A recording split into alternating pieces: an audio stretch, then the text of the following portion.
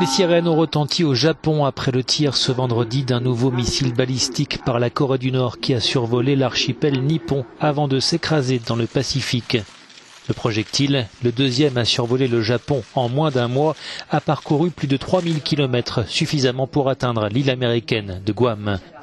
À travers ce tir, le régime de Kim Jong-un a montré qu'il n'était en rien intimidé par les dernières sanctions adoptées par les Nations Unies. Cet analyste décrypte la détermination affichée par le leader nord-coréen. À peine un mois avant que Kim Jong-un ne prenne le pouvoir, les télévisions diffusaient le meurtre brutal du colonel Kadhafi. Le régime nord-coréen a vu ensuite ce qu'il se passait en Irak ou en Libye où des régimes impopulaires ont été renversés. L'objectif de Kim Jong-un, c'est la survie et la stabilité de son régime. La Corée du Nord a perdu il y a longtemps la course des armes conventionnelles. Sa seule solution, c'est d'aller vers des armes de destruction massive, ce que Pyongyang est en train de faire.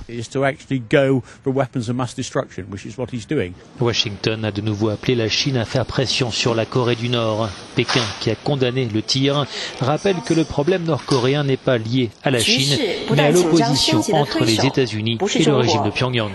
La Chine n'est pas la clé de la solution nord-coréenne. Toutes les parties directement concernées doivent prendre leurs responsabilités et résoudre cette situation.